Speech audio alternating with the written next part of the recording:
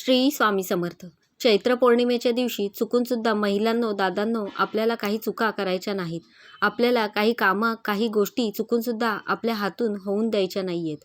या जर चुका आपल्या हातून झाल्या तर त्याचे विपरीत परिणाम आपल्याला भोगावे लागतात. आपण कधी कधी म्हणतो बघा, मी सगळं व्यवस्थित करते तरी पण माझ्या बाबतीत असं वाईट गोष्टी का घडतात, दुःख येतात, अडचणी येतात, माझ्या वाट्याला काय येतात. कधी कधी आपण काही महत्त्वाच्या शुभ दिवशी चुका करून टाकतो आणि मग त्याचे वाईट परिणाम आपल्याला भोगावे लागतात. चैत्र पौर्णिमेचा प्रारंभ हा 1 एप्रिल बुधवारी सकाळी 7:07 होणार आहे आणि पौर्णिमा समाप्ती ही 2 एप्रिल सकाळी 7:42 होणार आहे. आणि चैत्र पौर्णिमेला हनुमान जन्मोत्सवसुद्धा आपण साजरा करत असतो.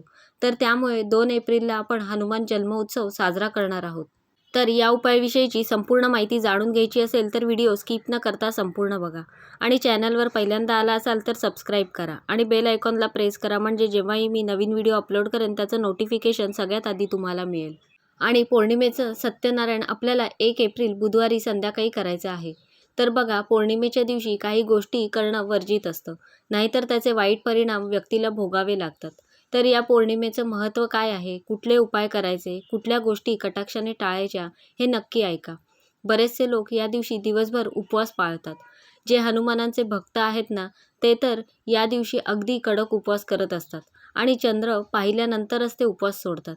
या दिवशी हनुमान जयंती असल्यामुळे बरेचसे लोक आपल्यालासुद्धा हनुमानांच्या मंदिरामध्ये जाऊन त्यांचा मान सन्मान करायचा आहे. हनुमानांना काही महत्त्वाचं नैवेद्य अर्पण करायचं आहे. ही सगळी माहिती मी तुमच्यासाठी लवकरच आणेन. तर बघा, पौर्णिमेच्या दिवशी आपल्याला उपवास करायचा आहे. त्यानंतर चंद्र पाहिल्यानंतर हा उपवास सोडायचा आहे. आणि पौर्णिमा तिथी ही जी आहे तर ती माता लक्ष्मीला आणि भगवान विष्णूला समर्पित असते. तर त्यामुळे या दिवशी आपण माता लक्ष्मीच्या फोटोवर किंवा मूर्तीवर किंवा टाक असेल तर त्याच्यावर आपल्याला कुंकुमार्चन करायचं आहे. कुंकुमार्चन कसं करायचं याचा पण व्हिडिओ मी शेअर केलेला आहे. श्रीयंत्र असेल तर श्रीयंत्रावर महिलांनो आवर्जून एकतरी श्रीसूक्त म्हणत किंवा 99 मंत्र म्हणत किंवा माता लक्ष्मीचं महालक्ष्मी अष्टक म्हणत तुम्ही कुंकुमार्चन केलं तर त्यासारखी मोठी सेवा नाही.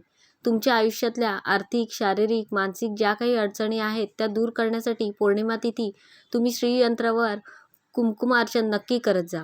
आपल्याला सगळ्या दुःखांपासून मुक्ती मिळते आणि भरभरून सुख आपल्या आयुष्यामध्ये येत असतं.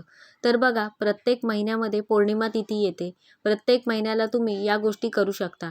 आता पौर्णिमेच्या दिवशी कुठले उपाय केले गेले पाहिजेत, तर बघा, मानसिक शांततेसाठी पौर्णिमेच्या दिवशी तुम्हाला चंद्रोदय झाला की चंद्राला आपल्याला दुधामध्ये थोडीशी साखर टाकून चंद्राला अर्घ्य द्यायचं आहे. म्हणजे चंद्र दिसला की चंद्राकडे बघून आपल्याला दूध आणि साखर जे आहे तर ते अर्पण करायचं आहे आणि मनापासून चंद्रदेवांना आपल्याला प्रार्थना करायची आहे. यानंतर आर्थिक संकटातून मुक्ती मिळवण्यासाठी पौर्णिमेच्या दिवशी तुम्हाला शंखाने माता लक्ष्मीचे अभिषेक करायचा आहे. आणि माता लक्ष्मीला शंख अतिशय प्रिय आहे. तर त्यामुळे हा उपाय तुम्ही दर पौर्णिमेला करू शकता. यानंतर माता लक्ष्मीला आपल्याला खीर अर्पण करायची आहे. कुठलीही खीर तुम्ही अर्पण करू शकता. शक्यतो जी भाताची, तांदळाची खीर आहे तर ती माता लक्ष्मीला पौर्णिमेच्या दिवशी अर्पण केल्यामुळे माता लक्ष्मी आपल्या घरावर प्रसन्न होते. आपलं घर सोडून ती कधीही कुठेही जात नाही. यानंतर सगळ्यात महत्त्वाचं म्हणजे तुळशीजवळ तुम्हाला तुपाचा दिवा लावायचा आहे. यामुळे माता लक्ष्मीचा आशीर्वाद प्राप्त होतो.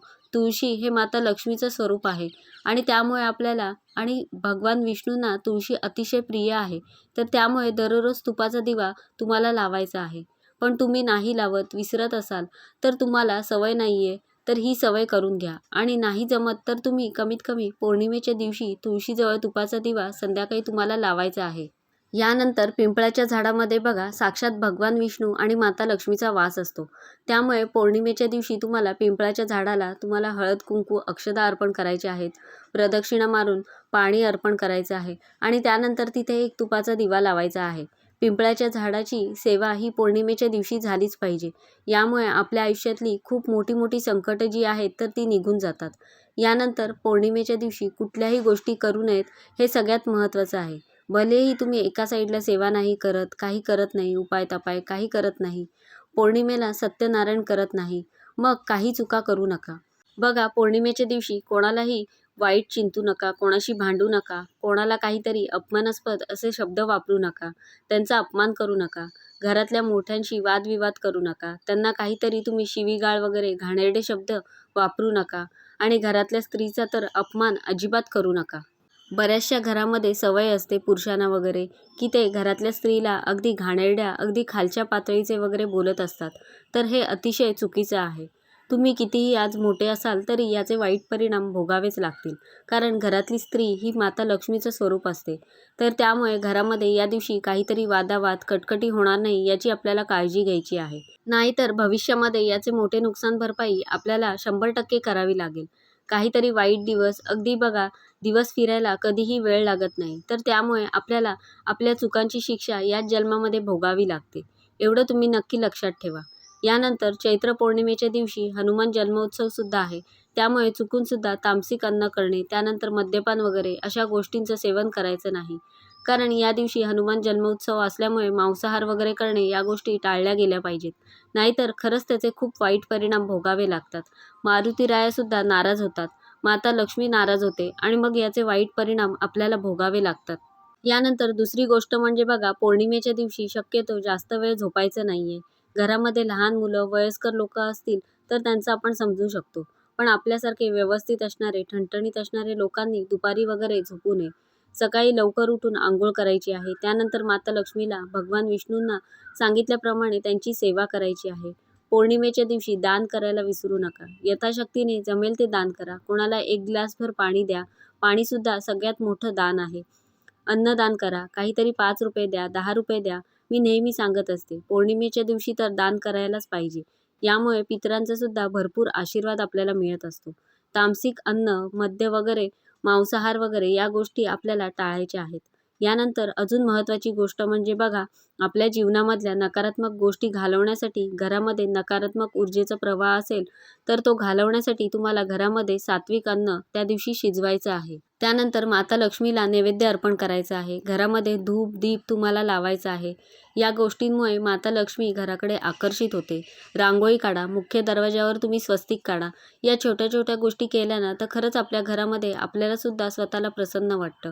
आणि पौर्णिमेच्या दिवशी चुकूनसुद्धा तुळशीची पानं तोडू नका. कारण जसं मी सांगितलं, भगवान विष्णूंना तुळशी अतिशय प्रिय आहे आणि तुळशी माता लक्ष्मीचं स्वरूप आहे. तर त्यामुळे तुळशीचं पान अजिबात तुम्हाला तोडायची नाही आहेत. आणि दररोजसुद्धा संध्याकाळी कधीही तुळशीचं पान तोडू नये. त्यामुळे माता लक्ष्मी खरंच खूप नाराज होते आणि मग त्याचे वाईट परिणाम आपल्याला भोगावे लागतात. पौर्णिमेच्या रात्री दह्याचं सेवन करू नये. त्यामुळे चंद्रदोष निर्माण होतो आणि चंद्रदोषामुळे मग आर्थिक नुकसान जे आहे, आर्थिक अडचणी ज्या आहेत तर त्या आपल्या आयुष्यामध्ये यायला लागतात. आणि असं पण रात्री दही खाल्ल्यामुळे आरोग्यसंबंधी ज्या समस्या आहेत त्या आपल्याला जाणवायला लागतात. त्या समस्या निर्माण होतात. तर त्यामुळे दही हे संध्याकाळी शक्यतो खाऊच नये आणि पौर्णिमेच्या दिवशी तर अजिबात खायचं नाही. तर बघा, अशा या काही गोष्टी आहेत. आपल्याला पौर्णिमेचा दिवस अतिशय महत्त्वाचा असतो. माता लक्ष्मीला समर्पित आहे आणि त्यातल्या त्यात ही चैत्र पौर्णिमा आहे. तर त्यामुळे या दिवशी हनुमान जन्मोत्सवसुद्धा आहे. तर त्यामुळे अगदी आपल्याला हा दिवस असा छान सात्विक अन्न खाऊन, मन शांत ठेवून, कोणाशी भांडण, कटकटी न करता, अगदी तुम्ही जर नकारात्मक विचार न आणता ते मनातून दूरच ठेवा. मनामध्ये आणूच नका नकारात्मक विचार, की जेणेकरून मग आपल्याला त्या दिवसाचा संपूर्ण फायदा होईल. तर बघा, असा हा अगदी साधा सोप्या पद्धतीने हा दिवस आपल्याला साजरा करायचा आहे. या दिवशी काही चुका टाळायच्या आहेत, काही गोष्टी करायच्या आहेत. तर अशा प्रकारे मी तुम्हाला संपूर्ण माहिती देण्याचा प्रयत्न केला आहे. कसा वाटला तुम्हाला आजचा व्हिडिओ मला नक्की सांगा. आवडला असेल तर लाईक करा, जास्तीत जास्त लोकांपर्यंत शेअर करा आणि असेच छान छान व्हिडिओ पाहण्यासाठी आजच आपल्या स्वामी माझे गुरु या चॅनलला सबस्क्राईब करा. धन्यवाद.